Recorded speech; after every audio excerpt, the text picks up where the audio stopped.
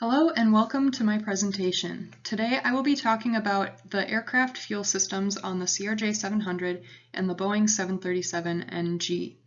I will be comparing and contrasting the fuel systems on these aircraft and talking about how they are similar as well as outlining their differences.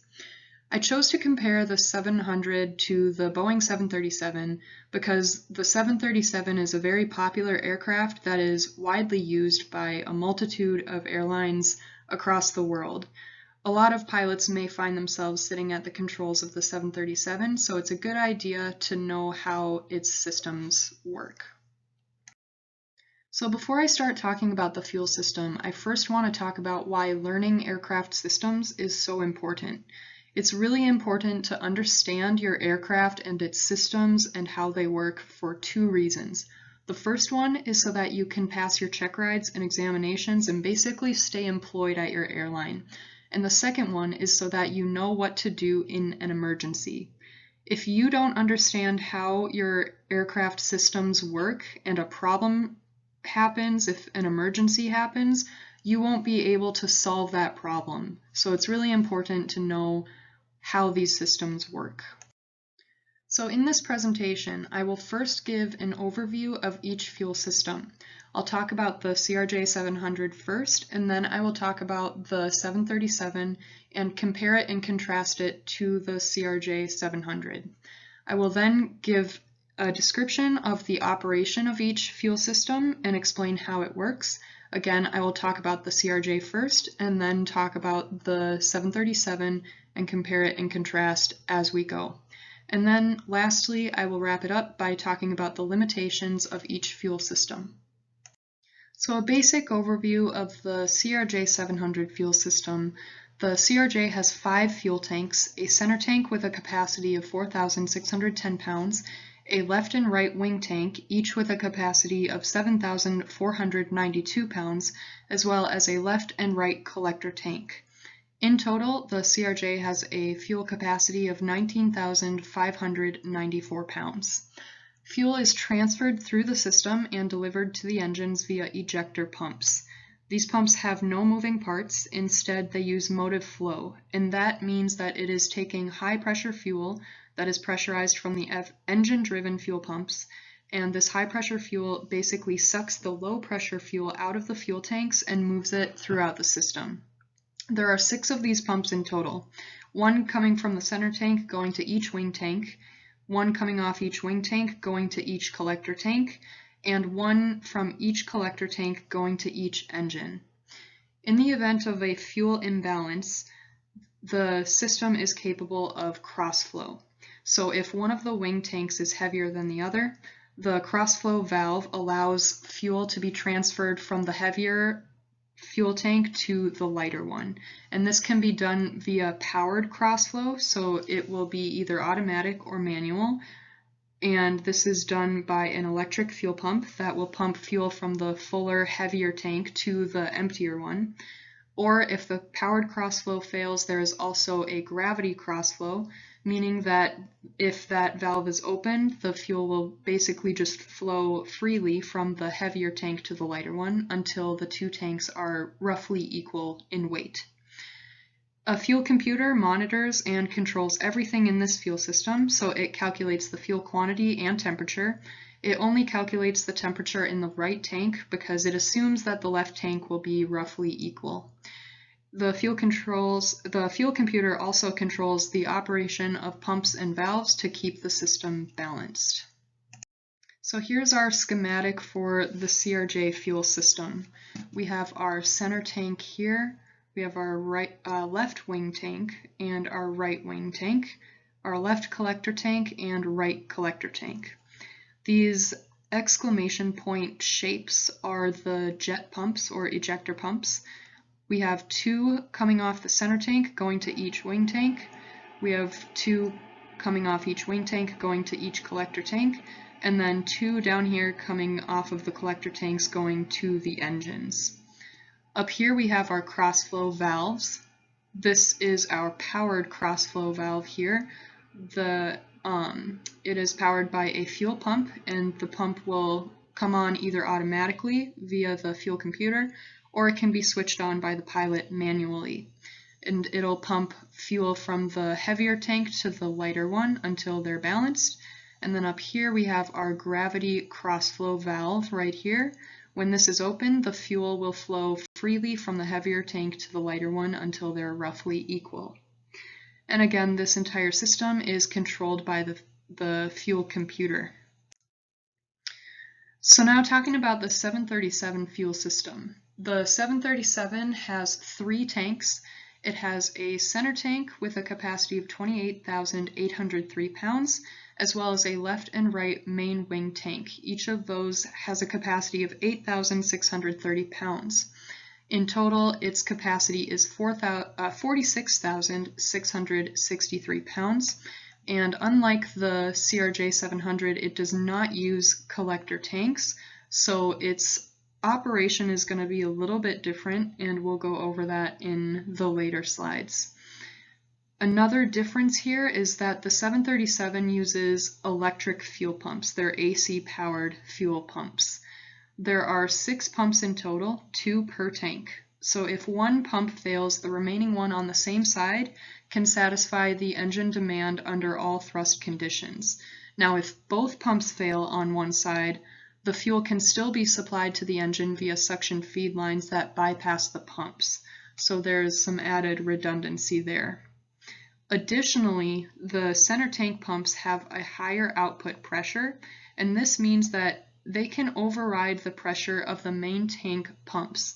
So if the main tank pumps fail, you can still get fuel delivered to the engine from these center tank pumps. A single center tank pump can satisfy both engines' demands under all thrust conditions if the crossfeed valve is open. So the crossfeed valve connects the 2 sides of the manifold, and it's a little different in operation than the CRJ-700 crossfeed, and I'll talk about that a little bit more in depth in the operations slide. And the 737, instead of a fuel computer, it has a fuel quantity indication system, or FQIS. This consists of sensors in each tank, a fuel processor unit, and fuel quantity indicators. So here's our schematic for the 737 fuel system. We have the center tank right here, our left wing tank, and our right wing tank. Again, we have 6 total fuel pumps, and these are electric fuel pumps. We have 2 per tank. So right here are the center tank fuel pumps. These are the left wing tank fuel pumps and the right wing tank fuel pumps. Here is our cross-flow valve. So when this is opened, both sides of the manifold are connected, and this system is controlled, well, not controlled, it uses a fuel quantity indication system. So now I'll talk about how the fuel system operates. In the CRJ-700, fuel is transferred from the center tank out to the wing tanks, from the wing tanks to the collector tanks, and then from the collector tanks to the engine. Fuel cannot be directly transferred from the center tank to the collector tanks. It has to go through the wing tanks first. So you always burn from the center tank first, and there are 2 reasons for this. The first is to keep as much weight on the wings as possible. As you're flying along and the wings are producing lift, that produces a lot of up force. So by keeping as much weight on the wings as possible, you're counteracting that up force, which reduces the stress on the fuselage. The second reason is to prevent trapped fuel. If for some reason the jet pumps going from the center tank out to the wing tanks fail, that makes all of the fuel in the center tank unusable. So by consistently pumping fuel out to the wing tanks, that makes sure that if the jet pumps fail, you still have some fuel that you can use. There are engine fuel shutoff valves, and these are controlled by engine fire push switch lights, and these shutoff valves are electrically operated. The fuel system in the CRJ monitors for fuel imbalance. if an imbalance of 200 pounds or more exists, the system will automatically start a powered crossflow. If that automatic powered crossflow fails, you can start a manual crossflow, so the pilot will push a button and start a powered crossflow to equal out each side. If for some reason that fails, you also have a gravity crossflow, which will open up a crossflow valve and the fuel will naturally just balance itself out and flow from the heavier tank to the lighter tank. The APU draws fuel from the left collector tank, and the APU fuel pump is an electric DC powered fuel pump, and the APU also has a fuel shutoff valve.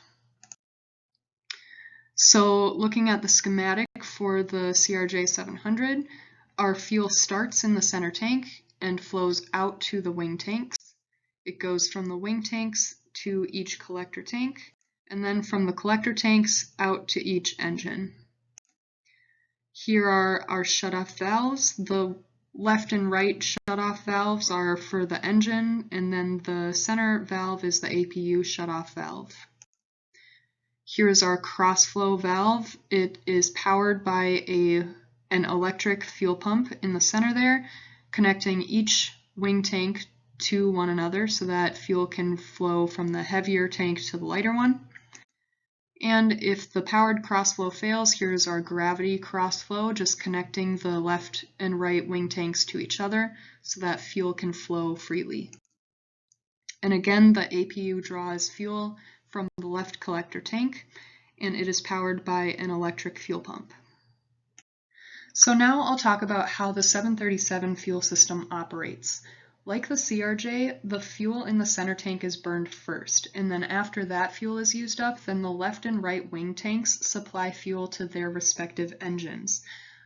Unlike the CRJ, the 737 does not use collector tanks, so trapped fuel is not an issue in this case. However, you still want to burn fuel from the center tank first so that you can keep as much weight out on the wings as possible. The left fuel pumps pressurize the left side of the manifold, and the right fuel pumps pressurize the right side of the manifold. Both sides of the manifold are connected by a crossfeed valve so that either engine can be supplied with fuel from either tank. Unlike the CRJ, the fuel system is not controlled by a fuel computer. This means that the flight crew has to actively monitor the fuel balance to keep the system within limits, and if there is a fuel imbalance, the flight crew has to manually start a crossflow. In this system, the fuel passes through a spar fuel shutoff valve as well as engine fuel shutoff valves, and these are normally opened, but they can be forced closed by an engine fire switch. The APU draws fuel from the left side of the manifold, and either left main tank fuel pump can supply fuel to the APU. If no fuel pumps are selected on, then the APU will draw fuel from the main tank 1 or the left wing tank via suction feed. And then fuel can also be supplied by the right fuel manifold by opening the crossfeed valve. So again, here's our schematic for the 737 fuel system. We burn from the center tank first, so these fuel pumps will draw fuel from the center tank. The left pump will pressurize the left side of the manifold and bring the fuel up to the left engine, and the right pump will pressurize the right side of the manifold and supply fuel to the right engine here. After that fuel is used up, then we're going to start burning the fuel from the wing tanks. So we have two fuel pumps on each side, and those will both draw fuel from the wing tanks and supply it to their respective engines. Again, if one of these pumps fail, then the remaining pump can supply enough fuel to the engine under any thrust conditions. And then if both pumps fail, each side has a bypass valve, and this is just a suction feed line that bypasses both of these fuel pumps and supplies fuel to the engine. So we have a bypass valve for the left tank here and a bypass valve for the right engine here. We also have our crossfeed valve in the center here. When this is open, then both sides of the manifold are connected and both engines will receive fuel from one side. So the fuel system for the 737 is a little different from the CRJ in this case because when you do a crossfeed on the 737, you're not transferring fuel from one tank to another like the CRJ. When you do your crossfeed in the 737, you are basically isolating one of the tanks and only burning fuel from one of the tanks. So let's say that the right tank is heavier than the left. Then we would open the crossfeed valve and draw fuel only from the right tank and supply it to both engines until the level of fuel in this tank reaches the same level as the left tank. And unlike the CRJ, again, this is not an automatic process. The pilots have to actively monitor the system, and if there is a fuel imbalance, you have to manually start a crossfeed. Again, the APU draws fuel from the left side of the manifold. It also has an APU bypass valve here so that if the fuel pumps stop working, it can still get fuel from the left fuel tank here. Additionally, if the crossfeed valve is open, then it can also get fuel from the right side. So last I'm going to talk about some fuel system limitations, and the first one I'm going to talk about is fuel imbalance. I know I talked about this a lot with the crossfeed, but this is a very important limitation. Firstly, because a very large fuel imbalance could potentially get you in a fuel starvation situation. It's highly unlikely, but if you're burning a lot of fuel from one side, you could potentially run out of fuel in that engine, so it's important to keep them balanced. And the second reason why fuel balance is really important is because it could potentially negatively affect the weight imbalance and flight characteristics of the airplane. So keeping the fuel tanks as even as possible will help keep the aircraft more stable and easier to control. So for the CRJ-700, the limitation there is that the fuel imbalance has to be within 200 pounds. At 200 pounds or more, the fuel computer will automatically start a powered crossfeed. And for the 737, the limitation here is that the fuel imbalance must not exceed 1,000 pounds for taxi, takeoff, flight, or landing. The next limitation that I'm going to talk about is fuel temperature. And this is important because if the fuel gets too cold, it can actually gel up and it doesn't burn as nicely, and it could actually potentially cause some damage to the engine. The reason why the fuel gets so cold is that it's really cold at altitude, and there's really no point of trying to keep the entire wing heated. That would just be a huge waste of energy and money. And the fuel is already getting heated right before it gets to the engine anyway. Both aircraft use a fuel oil heat exchanger, so that heats up the fuel before it gets to the engine and cools down the oil. For the CRJ-700, the wing tank minimum temperature is -40 degrees Celsius. Again, we can let the fuel get super cold because it's going to be heated up before it gets to the engine. The minimum temperature of fuel at the engine for the CRJ is 5 degrees Celsius. And for the 737, the fuel has to be a minimum of 3 degrees above the freezing point of the fuel, or -43 degrees Celsius, whichever is higher. And then one important thing to note here is that in the 737, there is no warning if the fuel temperature approaches this limitation. So yeah, there's that. So that wraps up my presentation. Here are my sources, and thank you for your time.